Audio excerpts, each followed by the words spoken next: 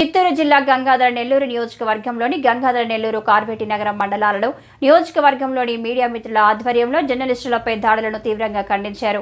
జర్నలిస్టులు అందరూ కలిసి అంబేద్కర్ విగ్రహానికి వినతి పత్రం అందించి నిరసన తెలియజేశారు. అనంతరం కారేటి నగరం ఏఎస్ఐకి వినతి పత్రం అందించారు. అనంతపురంలోని రాప్తాడులో ఆదివారం సీఎం జగన్ పర్యటనలో నిర్వహించిన వైసీపీ సిద్ధం బహిరంగ సభలో విధులు నిర్వహిస్తున్న ప్రముఖ ఛానల్ ఫోటోగ్రాఫర్ శ్రీకృష్ణపై వైసీపీ అల్లరి మూకాలు దాడులు నిర్వహించారు. దాడి చేసిన వారిని తక్షణమే అరెస్ట్ చేయాలని డిమాండ్ చేశారు.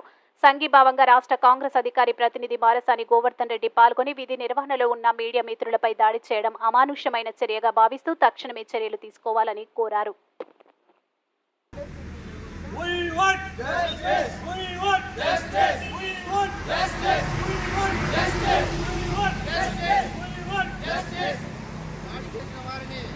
వెంటనే అరెస్ట్ చేయాలి. దాడి చేసిన వారిని వెంటనే అరెస్ట్ చేయాలి. దాడి చేసిన వారిని వెంటనే అరెస్ట్ చేయాలి.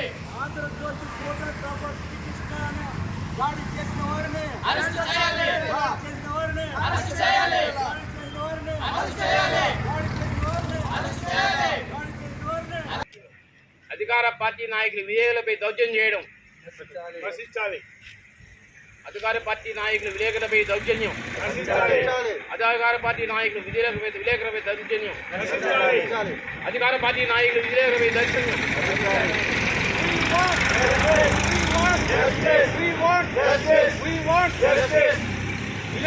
ఫోర్త్ ఎస్టేట్ గా పిలువబడే పత్రికా రంగంలో పెను మార్పులు వచ్చాయి. అనేక ఛానళ్ళు, అనేక మీడియాలు, పత్రికలు వచ్చాయి.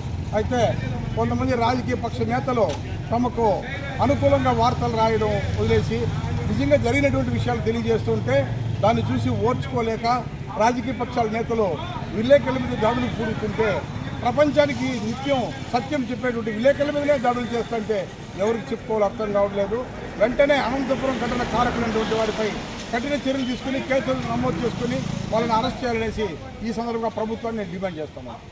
సిద్ధం సభలో మన ఆంధ్రజ్యోతి విలేకరి శ్రీకృష్ణపై దౌర్జన్యం చేయడం ఎంతమాత్రం ప్రజాస్వామ్యం కాదని, దీనివల్ల ప్రజాస్వామ్యాన్ని కూని చేసినట్టేని, ప్రజల యొక్క వాక్ స్వాతంత్రాన్ని భయపెట్టడం తప్పిస్తే ఇంకా వేరే ఏమి కాదని, ఇలాంటి వాటిని కాంగ్రెస్ పార్టీ తీవ్రంగా ఖండిస్తున్నాం.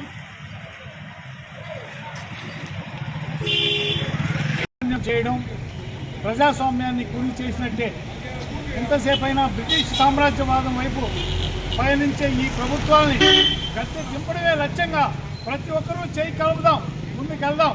పార్టీలు కానీ, కులాలు కానీ, మతాలు కానీ మనకు అవసరం లేదు. స్వేచ్ఛగా బ్రతికే ప్రజాస్వామ్యమే మనకు కావాలి. ఆ ప్రజాస్వామ్యం కోసం మళ్ళీ ఇంకొకసారి స్వతంత్రోద్యమాన్ని నడుపుదాం. దీనికంతా ఇలాంటివన్నీ ప్రతి ఒక్కరూ గుర్తించి